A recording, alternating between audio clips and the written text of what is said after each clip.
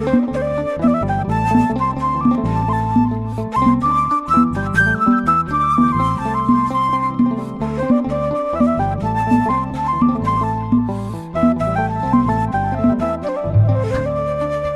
እንደምን አላችሁ? እንደምን ቆያችሁ? ዲሎ መርከብ ሚዲያ ቤተሰቦቼ በያላችሁበት እግዚአብሔር አምላክ ጠብቆ በድጋሚ ስላገናኘን ስሙ ይክበር ይመስገን።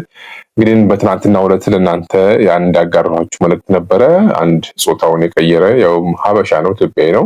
ምናልባት ይሄን ነገር ሩቅ መስሎን የምናስብ እህቶች ወንድሞች ካለን እኛ ቤትም ገብተዋል ለሚል በማለት ነው መልእክቱን ያጋራኋችሁና በሌላ በኩል እንደዚህ አይነት ነገሮች ምናልባት እኛን በዙሪያችን ዓለም ላይ እስከሆነ ያለ ነው ከነዚህ ምንድነው ልማር የሚገባው የሚለውንም ብዙዎቻችን ግንዛቤውን ወስደን የሚጠበቅብንን ዝግጅት መንፈሳዊ ዝግጅት እንድናደርግ ይጠቅመናል በሚል ነበር ያጋራኋችሁና በዛሬው በነው መርከብ ሚዲያ ቆይታችንን በተመሳሳይ አንዳንድ ጊዜ ነገሮችን ሰፋ አድርገን ከተመለከትናቸው ሁሌ የምናገረው ነገር አለ። እኔ ሙሉ በሙሉ ማለት ባልችልም እንኳን ቅሉ አብዛኛው ዓለማችን በተለይ የዚህ አዲስ ዓለም ስርዓት ከተመሰረተበት ሰዓት ጀምሮ ያለው እንቅስቃሴ የዓለም ማህበረሰብ ምን ያክል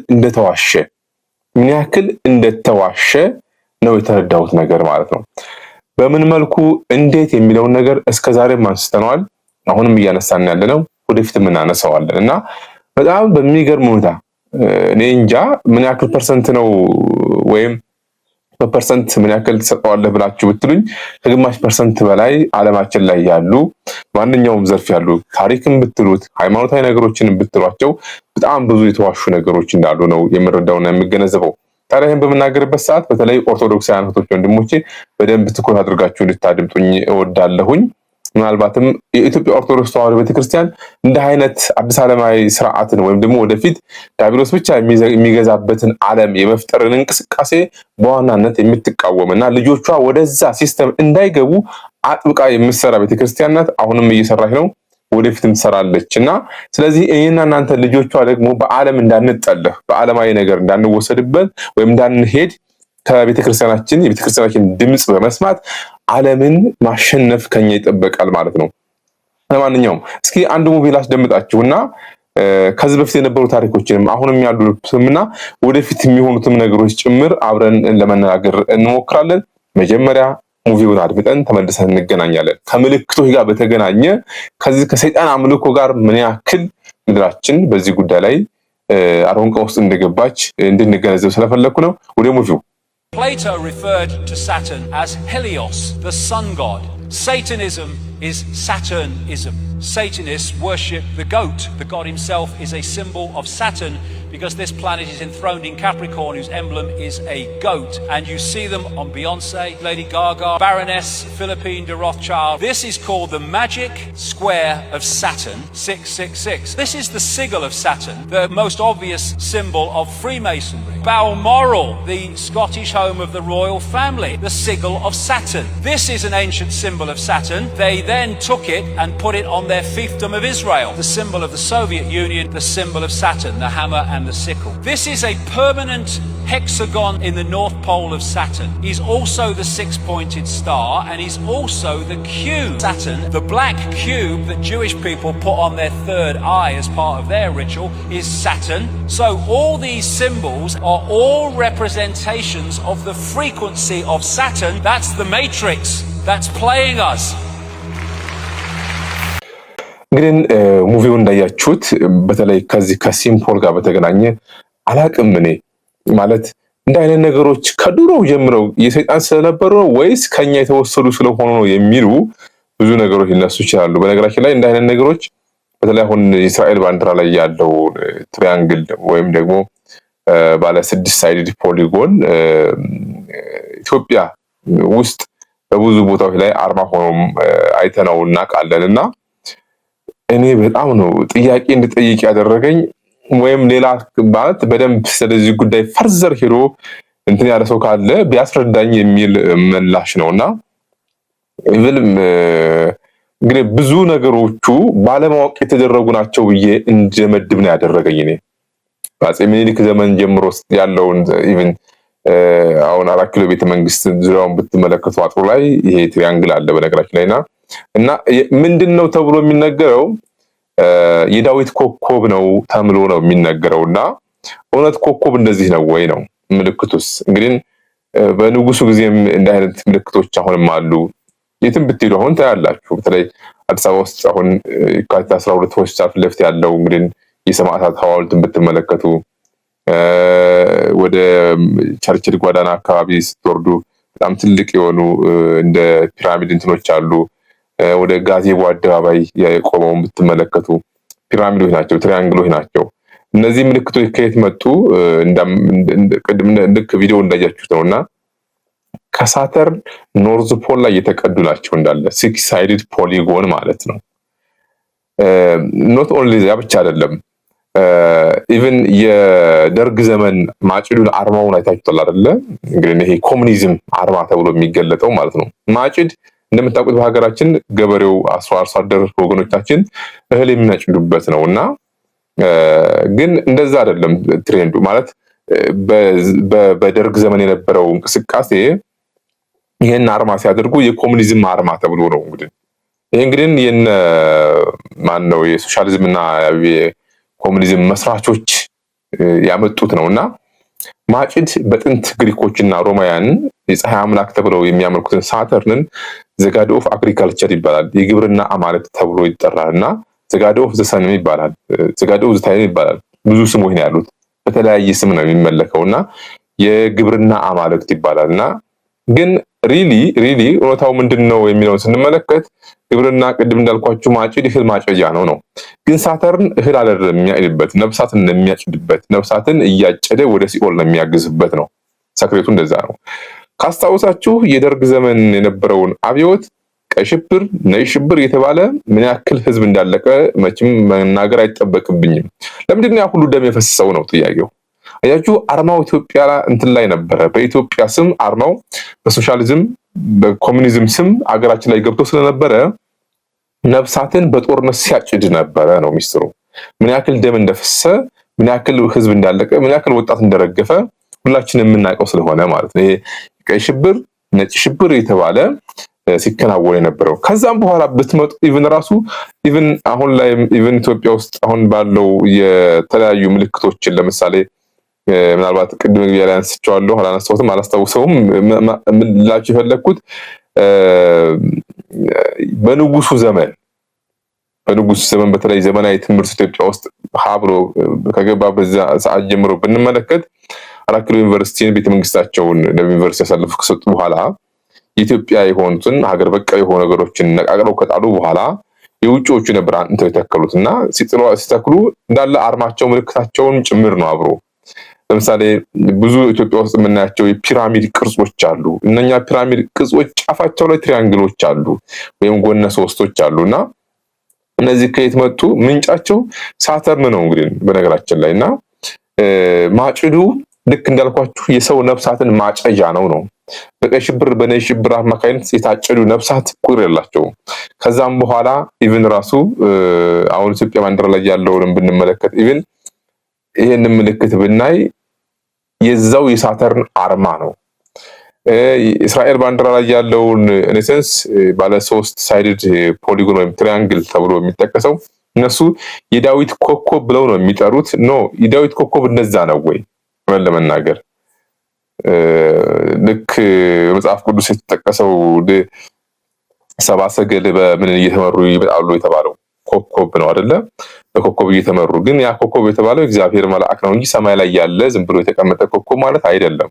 እና ኮከብ ራሱ የሚለው ዴፊኒሽን እውነት ያ ኮከብ የኮከብ ቅርጽ ይሄ ነው ወይ? ባለ 6 ሳይድድ ፖሊጎን ነው ወይ? ኮከቦችን እግዚአብሔር በዕለተ ረቡዕ የፈጠራቸው ቅርጻቸው ምንድነው ይመስለው? እሱ ሌላ ጽናት የሚፈልግ እንኳን ቢሆንም ቅሉ በኔ በግሌ ግን ባለኝ መረጃና በመገነዘበው ልክ የኮከብ ቅርጽ እንደዛ ነው። ስለዚህ ያ እንደ ቅርጻቸው እንደዚህ ካልሆነ ይሄ እስራኤል ባንዲራ ላይ ያለው ባለ 6 ሳይድድ ፖሊጎን ወይም ትሪያንግሉ ኮከብ አይደለም ማለት ነው። ከየት ነው የመጣው? ምንጩ ከእውነተኛው እግዚአብሔር ከፈጠረው ኮከብ የተቀዳ ነው ወይስ 6ኛው ኦርቢት ላይ ካለው ባለ ቀለበታማው ሳተርን የተባለው ፕላኔት የኖርዝ ፖሉ አይታችኋል ምስሉን አይደለም? ባለ 6 ሳይድድ ፖሊጎን ነው። ለምንድን ነው 6 የሆነው? 6 ቁጥር ብዙ ጊዜ እንደምታውቁት በብዙ መልኩ ብዙ ትርጉሞች አሉትና እንትን ነው ይሄ አብርሆት ወይም ደግሞ አንድ ነገር ኮምፓቲብል የሚሆንበት እንደሆነ ነው የሚነገርለት። ለምሳሌ ኦሪት ዘፍጥረት ምዕራፍ 3 ቁጥር 6 ስንመለከት ዕፀ በለስን አዳምና ሔዋን በልተው የበሉባትና ቀጥፈው የጎረሱባት ምዕራፍና ቁጥር ስንመለከት ኦሪት ዘፍጥረት ምዕራፍ 3 ቁጥር 6 ላይ ነው ኢንላይትመንት የተገኘበት እንደሆነ ይነገራልና እንግዲህ ማጂክ ቴብሉ ላይ ታችሁታል አይደለ?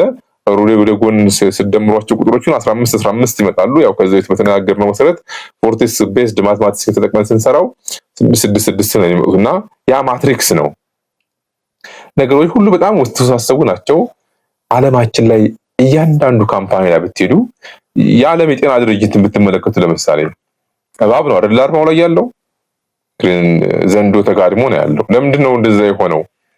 ጥንት በግሪኮች ሚቶሎጂ የሰው ልጆች በሚታመሙበት ሰዓት ልክ እንደ ጤና ጣቢያው እንደ ሆስፒታል ዛሬ እንደምንሄደው እኛ እዛ ቦታ ሄደው የመታከያ ቦታ ሄደው እባብ አለና እዛ እባቡ ላይ ይንከባለሉ ነበርና የሚንከባለሉበት ሰዓት በዛ በተቀመጠው እባብ በዛ እንደ ሕክምና ቦታ ባለው እባብ ላይ የሚንከባለሉበት ሰዓት ሰዎች ፈውስ ያገኛሉ፣ እባቡ ይተሻሻሉ፣ ይድናሉ የሚል ሚቶሎጂ አላቸው። ያ ሚቶሎጂ ነው ዛሬ የዓለም የጤና ድርጅት አርማ ላይ ሆኖ የተቀመጠው። በየፋርማሲዎቹ በሮች ላይ ስትሄዱ አርማ አለ አይደለ? እነሱ የሚሰጡት ዴፊኒሽን አለ። እኔ እያወራኋችሁ ያለሁት አሁን ሳይንሳዊ የሆነውን ዴፊኒሽን እነሱ በባዮሎጂ ላይ ያስቀመጡልን፣ በኬሚስትሪ በፊዚክሱ ላይ ያስቀመጡልን ትርጉም አይደለም ነግራችሁ። ሰክሬት ወርልዱ ዓለምን ረን የሚያደርግበትን ሰክሬት ነው እያወራን ያለነው። ይሄ ሁለቱ ክላሽ የሚያደርግበት ሰው ስለሚኖር ብዬ ነው። እንዴት ነው እንደዛ ነው የተማርነው? እውነታው እኮ እንደዛ አይደለም፣ አንተ ምንድነው እያልክ ያለኸው የሚል ሰው ካለ እውነታው እንደዛ ነው። ዓለማችን የሚመሩ ልክ እንዳልኳችሁ አሁን ሳተርን የፀሐይ አምላክ ነው።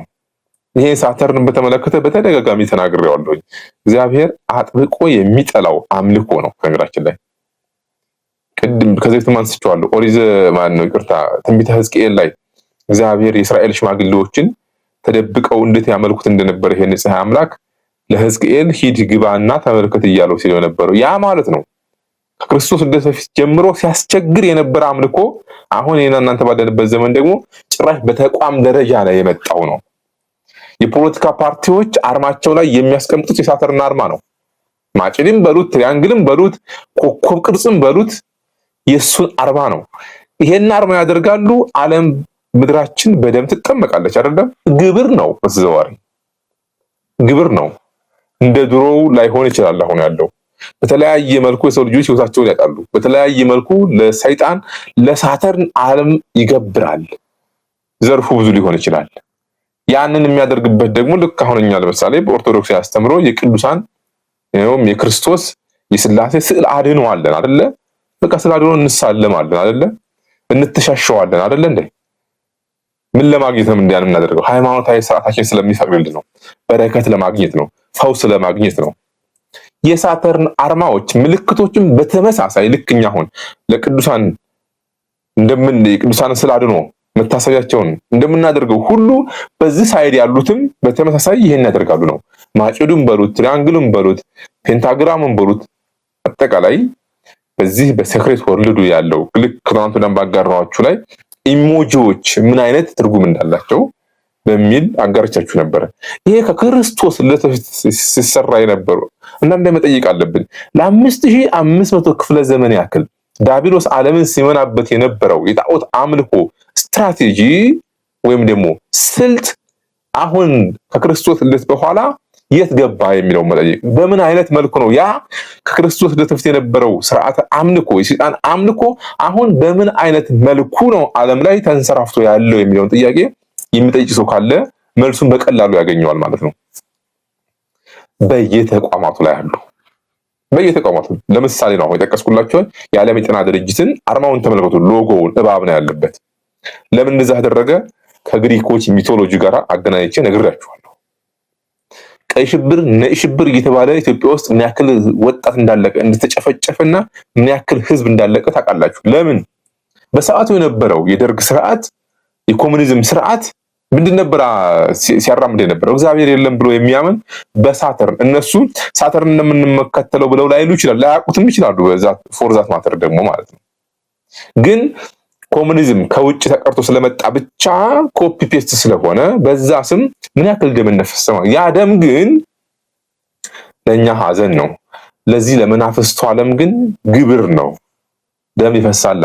ያ ደም በመፍሰሱ ምን ያክል ዳቢሎስ እንደሚረካ ያን ደም እንደሚጠጣ ማለት ዳቢሎስ መንፈስ ነው። የሚጨበጥ የሚዳስስ አካል ኖሮት አይደለም። ደም ይጠጣ ስላችሁ ግብር ነው። ልክ እንደ መስዋዕት ማለት ነው። እግዚአብሔር አቤልና ቃየልን መስዋዕት ሲያቀርቡ እግዚአብሔር መስዋዕት በግ ስለሚበላ ነበር እንዴ? አይደለም። አቤል ከጠቦቶቹ ጥፍሩ ያልዘረዘረ ቀንዱ ያልከረከረ በግ ጠቦት መርጦ ለእግዚአብሔር ንጹሕ ባህሪ ስለሆነ በባህሪው ንጹሕ ነገር ይስማማዋል። ንጹሕ ነገር ስለሚስማማው ይሄንን ላቅርብ ብሎ አደረገ። እግዚአብሔር በግ አይበላም። ያ ማለት እግዚአብሔር የሰው ልጆችን የልቦና ምኞት ወይም ለእምነታቸው ያለውን ቀናይነት የሚገለጥበት ነው። ቃየል ደግሞ ምን እንዳቀረበ ታውቃላችሁ? የማይረባውን እንክርዳዱን ያቀረበው። በተመሳሳይ አሁንም ግብር ደም ሲፈስ ዳቢሎስ ስለሚጠጣው አይደለም። ሰዎች ለዳቢሎስ ያላቸውን ተአማኝነት የሚገልጡበት መንገድ ይሄ ነው፣ ደም በማፍሰስ ነው። ተገዥነታቸውን ነው። አቤል ለእግዚአብሔር ተገዢ መሆኑን ያሳየበት ፍቅሩ በዛ በንጹህ መስዋዕት እንደሆነ ሁሉ ማለት ነው። ማለት መንፈስ ነው። ደም ስትል ስጋ አይበላም ደም አይጠጣም ብሎ የሚል ሰው ካለ መልሱ እንደዛ ነው። ሰዎች ተአማኝነታቸውን ለሚያመልኩት ወይም ደግሞ እኛ ለምሳሌ ኦርቶዶክስ እህቶች ወንድሞቼ በስላሴ አንድነት ሶስትነት እናምናለን። በእግዚአብሔር ሰው የመሆን ሚስጥር እናምናለን። ቅድመ ዓለም ያለ እናት በድንጋይ ላይ ስጋ ከአብ እንደተወለደ ድህረ ዓለም ደግሞ በድንጋይ ላይ ስጋ በድንጋይ ላይ ከጸናች ክብርት ከምትሆን ከድንግል ማርያም ተወልዶ ፍጹም ሰው ፍጹም አምላክ ሆኖ ዓለምን እንዳዳነ እናምናለን። ይሄ የኛ እምነት ነው። በዚህኛው ሳይድ ስትወር ደግሞ ዳቢሎስ ፈጣሪ እንደሆነ የሚያምኑ አካላት አሉ። ምንም ጥርጥር የለውም። ይሄን እንደሚያምኑ አንከራከራቸውም፣ አንክዳቸውም ማለት ይሄን ዳቢሎስን አምላክ ብሎ የሚከተሉ ሰዎች አሉ ነው። ይሄ የምርጫ ጉዳይ ነው። ምንም ማድረግ አንችልም፣ ማስገደድ አንችልም። ሰው በነፃ ፍቃዱ መርጦ እንዲኖር ከእግዚአብሔር የተሰጠው ስልጣን ነው። ይሄን ማንም ማስገደድ አይችልም። ራሱ ባለቤቱም ማስገደድ አይችልም። ልትድን ትወዳለህ ወይ እንደሚለው ሁሉ ቃሉ ማለት ነው። አልፈልግም ካለ ማንም ማስገድዶ ስለማያድነው ማለት ነው።